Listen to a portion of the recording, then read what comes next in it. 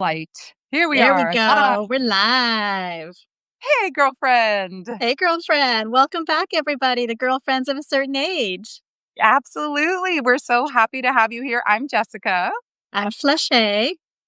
And today we are excited to talk with you all about really letting the mask down in midlife, showing up as our honest, authentic, sometimes messy, always beautiful selves. And discussing what that feels like for us right now. Is it easy? Is it challenging? What does that actually mean to shed a mask, to shed a skin? And what are you now revealing to everybody? So we want to get into this. And please feel free, if you're watching with us, let us know how you're feeling about this in the chat. This is a live. We're coming to you in our raw, authentic selves, and we want to hear from you. So, Flachet, I want to ask you first. This is such a fascinating topic about shedding our masks and just dropping them, right? Dropping the shit. What does that make you feel like? The first thing that comes to mind is hella relieved. Um, and of course, there's a little anxiety that comes with it too. There are so many people who have known me in a certain way, known me as a caretaker and a caregiver and a lover and a empathic, 24/7 buffet feast whenever someone needs me. Hey, Rachel is here. Hi, Rachel. Hi, My Rachel. So gosh. is Marcy. And Right, Marcy, right. So, welcome. oh, Welcome, we you got a heart. guys. So we're So I talking think it about brings up a shedding lot. our masks today, just FYI, if you just joined us. So Flachet Yeah. sharing that she was a 24-hour buffet. Yeah. I thought that's how I survived my childhood. I survived my childhood. Hey, honey. I survived my childhood by being available, by reading people, by using my psychic skills. Oh, so and so is cranky. So and so is 1 foot out the door. I was constantly tap dancing, and I carried that into my life, and I was so rewarded for it. I mean, there are people now who are just like, "Oh, that Flachet, she'll just give you the shirt off her back."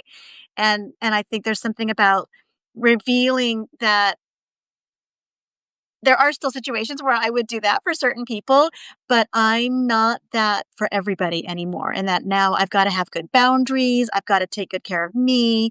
And that is a slipping of the mask of the like, "Hi, everything's great," to like, "Yeah, I don't have a smile for you today. I'm not performing. My life is no longer performative." And I'm reclaiming all that, you know? Oof. I feel that so strongly, girl. Can anyone else feel that with Lachey? I absolutely feel that. You Yeah. make things easier. Absolute poison. Ooh, we're getting a really cool comment here. For Can you read that? Marcy. Sh- Reading the room is a skill you build as a kid raised in a house where shit might go down at any time, and yet hard to shake that. Oh my word, 100%.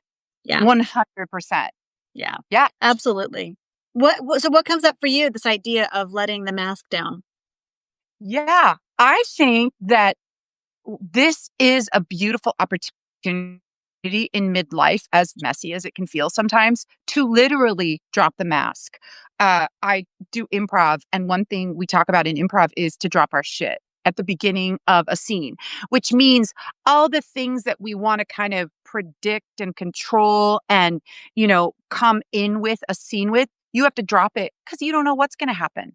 And to your point, and to Marcy's point, when we were young and we had to anticipate what was going to happen, we had a role, right? And it served you well. I had a similar role. It served me well to be the laugh of the party and to be charming and all that crap.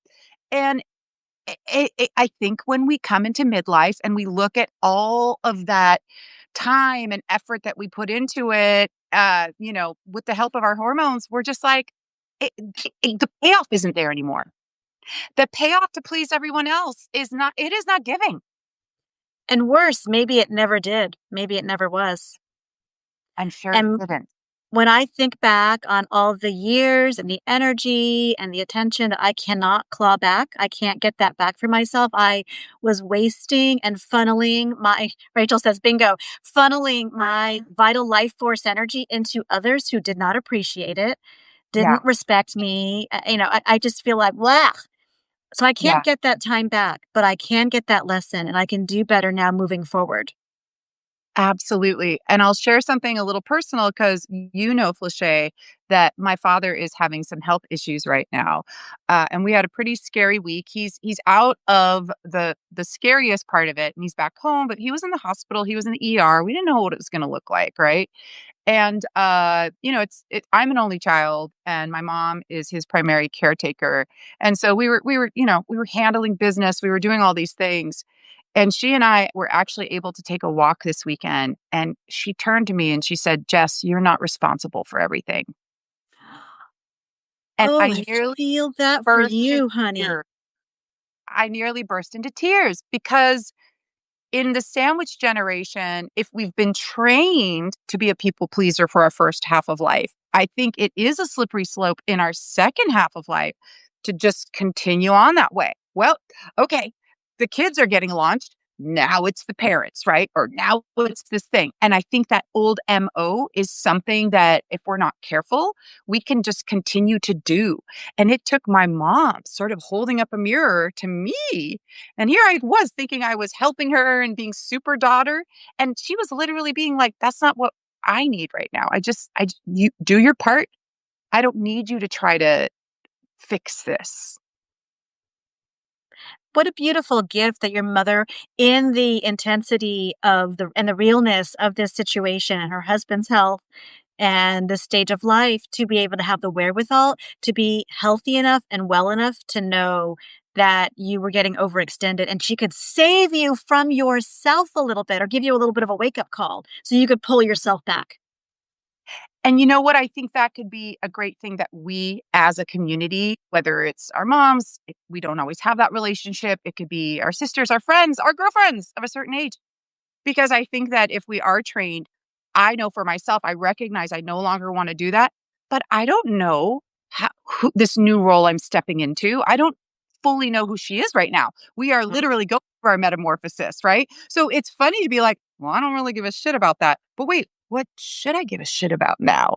And even though I, in my heart of hearts, know there's just there's just an old way that is so paved into us that almost I don't know about you, Felicia, but every time I kind of like stop myself from doing the old way of pleasing, I like give myself a little happy dance because I did the thing. And I know I'm growing a muscle, but old habits die hard. They do. They do. And I think that's why it's important to do it. Why it's so important for us to find each other, why we created this community, why we keep showing up, why you and I keep having these conversations, because we know we can't steer a parked car. We can't just hide under the covers. Life still needs to be lived. There are still businesses to be run. You and I still have kids at home. I mean, life is lifing. And Yeah. we are changing and we are becoming something different, something that we maybe have never been before. I know in a lot of ways I'm reclaiming parts of my childhood, things that I left Mhm. behind. And the culture was like, that's childish. That's dumb. That's your imagination. That's not real. I find myself gravitating more back to those things. And it's more enlivening now than ever. And Mm. so I think that so some things were going back to who we were before. I think we hit puberty and before the world had a lot of opinions and thoughts about our bodies and us putting on the mask. There's also a huge unknown that, I Yes. didn't have money back then. I didn't have freedom. Mhm. I couldn't make choices. I couldn't drive a car when I was 8 years old playing with my dolls. But now I got all those things and I Mhm. can use my agency and my money and my resources and my time and my wisdom to become what I am meant to be. Mhm. And there's a lot of unknown about that. And I think humans are generally wired to fear change like a cat getting into a bath. Absolutely. Absolutely. And that's why the mask can be easier to just keep on, right? Let's admit it. It's easier. It's a well-worn mask. We know what it is. We've convinced ourselves that it's predictable. because we can sort of predict the outcome if we wear it all the time. But it's not actually being honest with life. And life will never be as fulfilling if we're not actually being honest. And Yeah. so, even though I will say sometimes this is harder because, girl, it is like a roller coaster some days, the moods and the kind of thinking ahead and looking back. At the same time, it's such a rich time of life to be in because I think there's something really smart, if we're midway or maybe a little mid plus way in our lives, you've got this beautiful first half of your life to reflect on and learn from and reevaluate. And then you have this whole next part of your life to kind of think about and pivot for and be more real and authentic. And yet we're not there yet, right? So we're just kind of right in this midsection, which is it's a stew. It's a really unique place. But boy, we've talked about this before. So many women, Flachet, we know are changing careers, changing relationships, moving, reinventing themselves. This is a pretty universal thing going on for us. So I feel like we should be talking about it and supporting each other because it is not normal. Like, it's not normal times right now. And maybe that's okay. Maybe we get to embrace this uncertain time. We have to make it okay because this is such a valuable and rich part of our lives. And I just find myself gravitating to more and more women, even who are older than me. I have a dear friend who's 90. She's turning 91 next week. And it Wow. was so beautiful. We recently got together and had coffee, just the two of us, just kicking it, just two ladies having coffee. And it was so we were talking about this. We were talking about the shifts and changes in my own life. And I asked her, what was that like for you? And she said, when I was going through it, so girlfriend is 90. She was like, nobody talked about it. There was no conversation around it. And she said, it's so fun to watch you embrace this stage of your life and have fun with it. And it was so beautiful, and she said, honestly, even though nobody was talking about it, for me, my life got better and better and better, the Yeah. further she got away from her reproductive years, and Yeah. I just thought, "That is what I need to hear. That's what I need more of, and that's why I'm here for coffee with you because I could feel her." She was pouring into my cup a little bit, right? And she was wanting to share her wisdom, and it was really healthy and healing for her, even though, like, generationally, it's a taboo conversation in her bones. She was, like, getting Mhm. lit up by this excitement of this feisty lady sitting on her couch drinking coffee, going off, popping off on all of this. I love that so much. So having those women in our lives who are the North Star for us are so inspiring, right? And I do. I think that you start to get more comfortable. I consider myself now the young old person. Right? Like, we're the baby old people, right? Yeah, And I yeah. don't say that in a mean way at all. I mean, like, I want to grow into this phase of my life, but in a funny way, we're starting all over. And it is really funny to be 51 and now look at like 30-year-olds and be like, oh, you're such a baby. You know? And I know that our lovely women who are 70 and 80 are looking at us and being like, "Oh, you're such babies." But we can only be where we are. And so I think you're so wise to seek out the people that are going to reflect back the kind of future that you're calling in and to love you up and to love up what you're doing. Because come on, we know our culture is youth obsessed.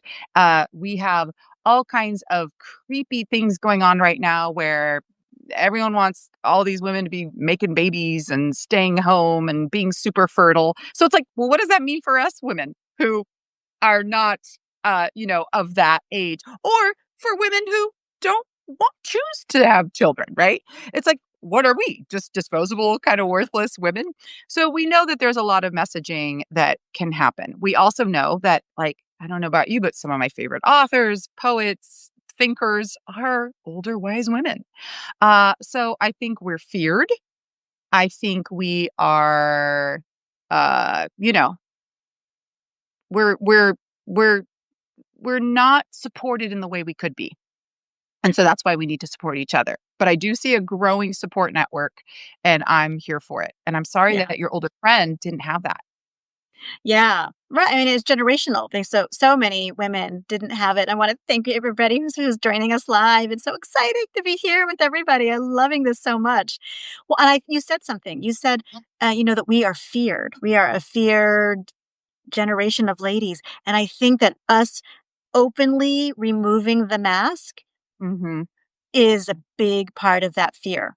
That we are no longer playing the game of staying nice, silent, stay sweet. There's a what is it? It's a Netflix show, Stay Sweet and Pray or something, where it's like a Oh my Mormon god. fundamentalist, and like that's how the That show women is are nuts. raised, fully Yes. nuts. But even the title of that, "Stay Sweet and Mm, Pray," and stay available so that I can use you for my purposes and raising the mhm, babies and all the things. But I'm hearing that phrase as we're talking.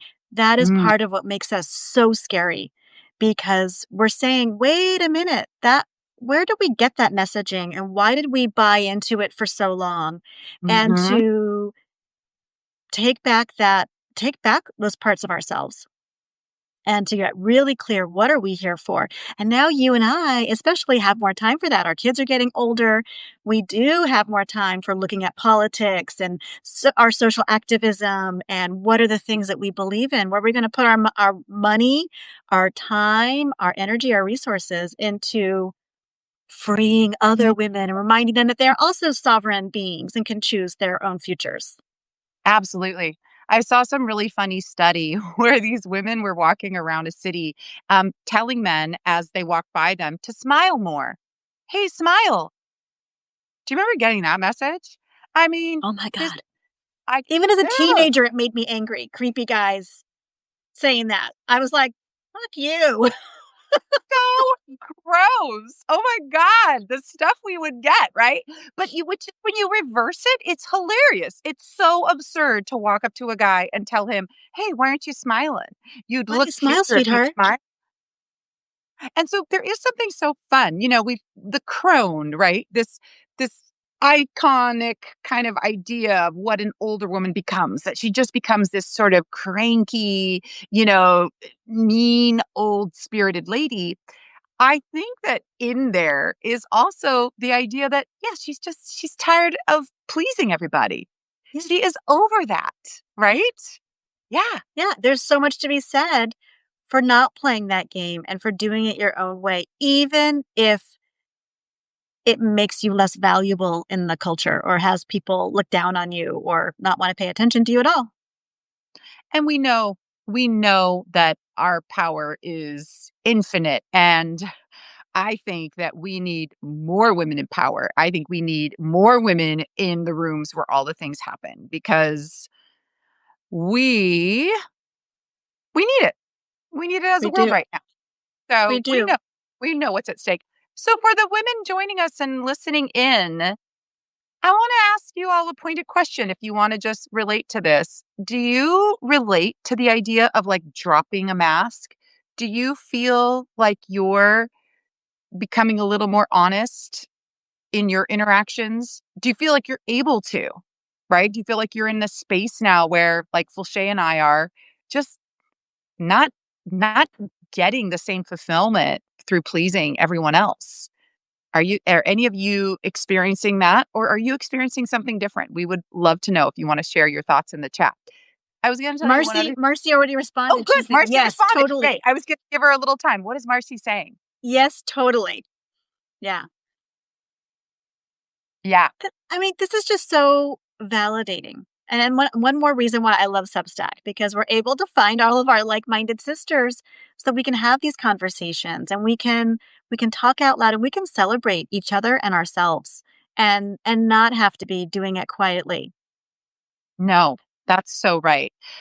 I also think that there is it's a very American thing, right? You'll hear this when you visit other countries that Americans in general smile more and kind of put on a happy face. So I think that we on a global level all are a bit more performative. And then the extra pressure put on women to be serving the men is even more.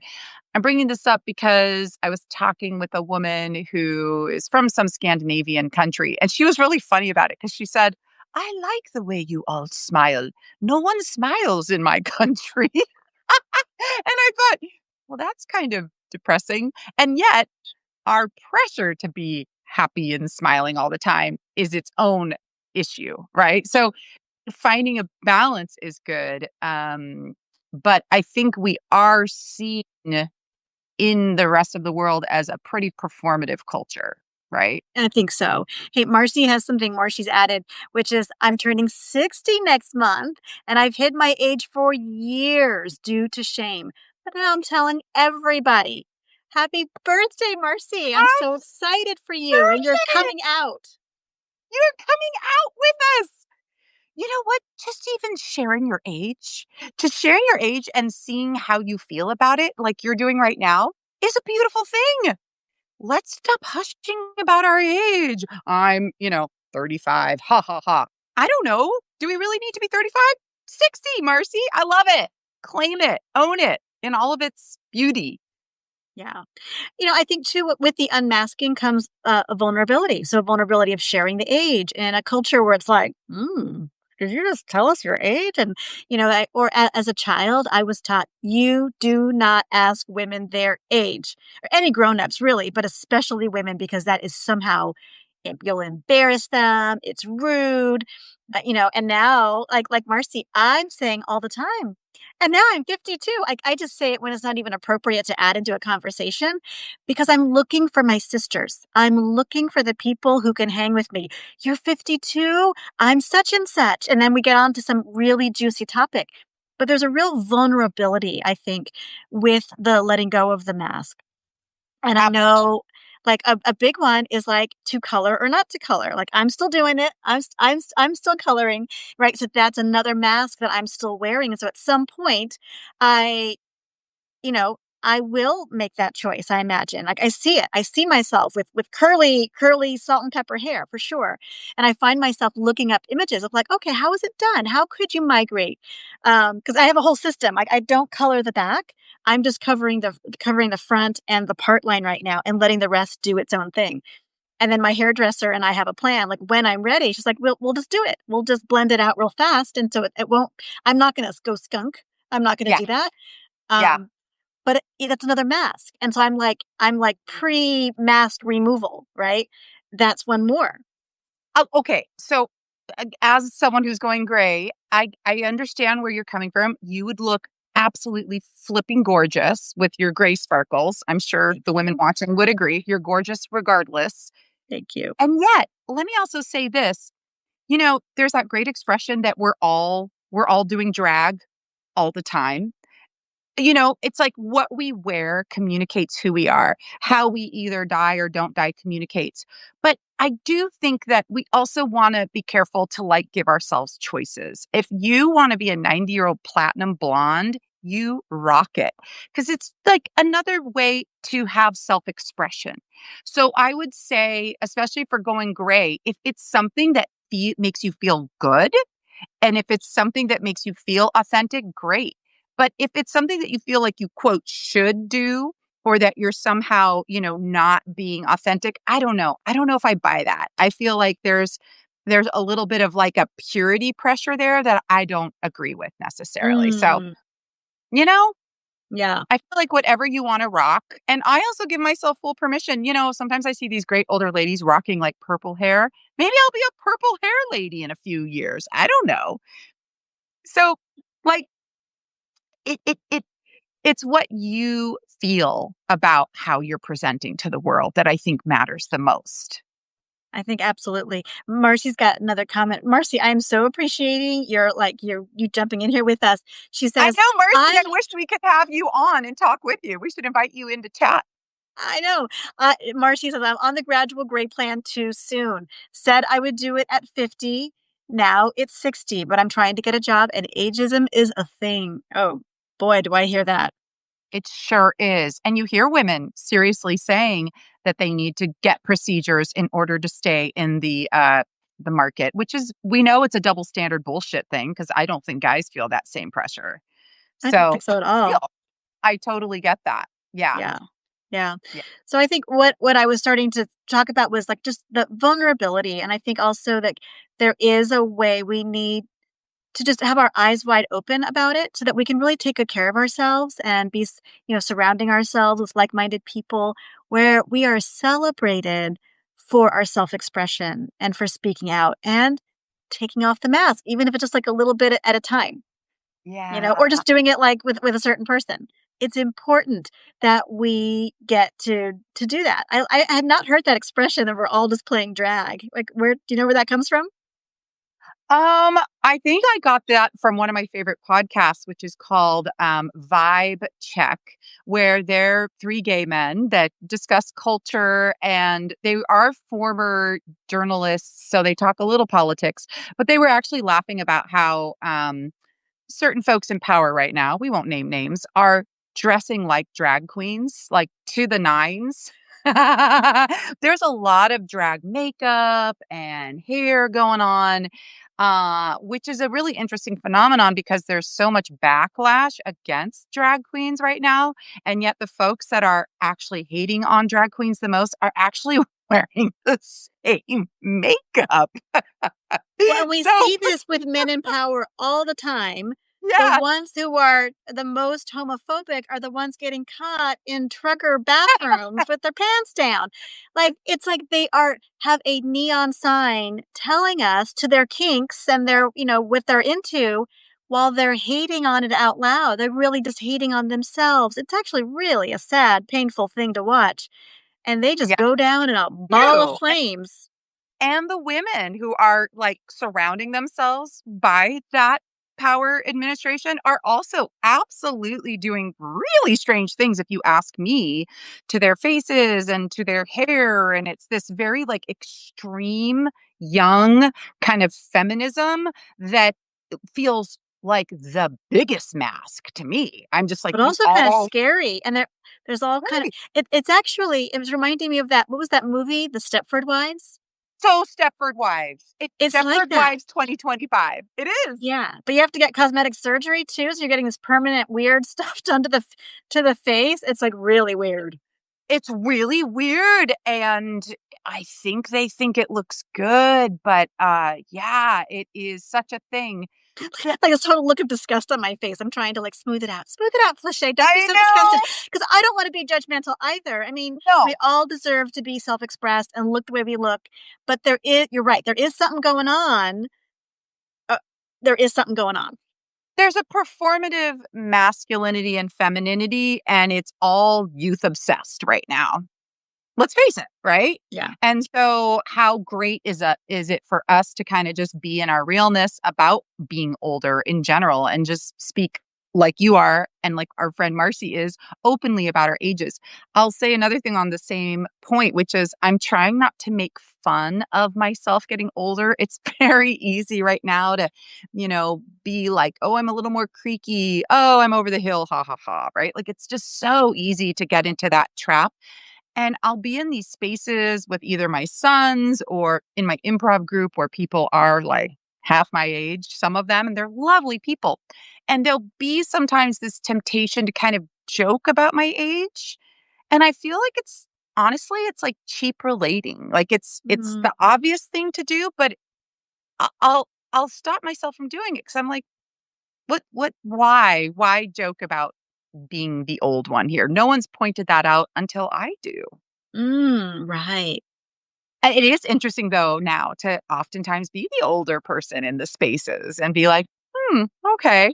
But I don't think it has to be a big deal unless we make it a big deal in some cases, right? So just being aware about how we talk about aging, how we joke about it. I mean, sure, there are moments where it is hilarious, but there's also a lot of times where I think we can kind of fall into that trap about how we talk about ourselves. And then I don't know, we're going to probably believe what we say if we say it enough. It's true. It's true. So, yeah, let's be gentle with ourselves. Let's try to catch ourselves when we're doing it and not catch it like to yank ourselves out of it, but to notice. I think there's Yeah. something about like gently noticing in the moment, oh, I'm doing that thing, I'm making that joke, I'm whatever. I think there's such power. There's such power and even wisdom in that because most humans do not think about things. Everything is like from their own subconscious mind. They're just barfing out canned responses and knee-jerk reactions that are have no thought at all. And I think that's a place where we can bring our wisdom and be supporting each other too to be doing it. And so I know it's something that you and I like to do for each other is to highlight the things that we do that we're mature or so grown up or I for me I keep using the phrase I feel like a big girl now. I feel Yeah. like a big girl now. Like I might be like on the knocking on the door of menopause and super excited. And like that makes me feel so mature and like excited for this next chapter and to have my body sort of normalize a little bit or like I love the way you talk about it like Mhm. your recipe changed like Yeah.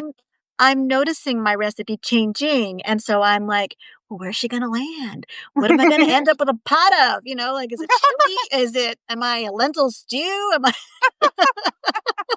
Yeah, what the am I gonna ingredients be? shift a little bit. The ingredients shift a little bit, you They're know? shifting, yeah, and I'm Right. enjoying Right. it. Yeah, you'll still be you, but there is a shift in, our hormones and it's very fascinating. I think it's just going to continue to reinforce what you're already speaking to. It'll just be more of this, but I do at least in my own experience feel like things have smoothed out hormonally. I would still say that just in the world we're in, things are very kind of up and down, but that real extreme hormonal swing I felt before menopause has smoothed out. So I think you get to look forward to that. I think it's more of you coming down, you More know? of me coming down and Mm. yeah, so watch out world, watch out. Yes. 'Cause, What? the bu like, for I think about, like, bumper bowling, I'm seeing an image of that.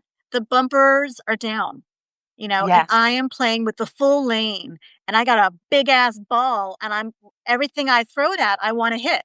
And so I just feel excited about this stage of life. I'm so glad to be doing it with you. I'm so glad to be doing it with our girlfriends. Thank you, Yeah. everyone, for showing up today. Please leave us a comment, follow us on Substack. We're doing this in community. We're doing it out loud. And we want to talk about what you want to talk about. So let us know if there's something that you'd like to, maybe you even want to come on and chat with us and be a third lady on this with us. You Yeah. are so welcome. We are wanting to grow and highlight other women and all the ways that we are growing and shifting and owning our lives. That's right, because it's such a pivotal time right now in our culture for us to speak up, for us not to feel like we are, quote, fading away. I think we know that we're getting stronger. I think we know that we're feeling more honest and authentic. And sometimes we don't quite know what to do with all of that? And so, what better way than to grow out loud with each other, grow in community? So come join us at Girlfriends of a Certain Age Substack because we truly want to hear from you. This is all about us kind of going through the marvelous middle together and just experiencing it. And also, happy birthday to Marcy. I hope you have a beautiful 60th. I hope you love yourself up and that is reflected back to you because that's a beautiful achievement. It really is. All right. Happy So, birthday, Marcy. happy birthday. So, we're becoming a regular live event most weeks on Tuesdays at noon PST. We'll make an announcement if things shift, but just bookmark that for yourself if you're enjoying these conversations, because that's what we're planning to do for the next little while. So, until next Tuesday, girlfriend, we'll see you soon. Bye. Bye.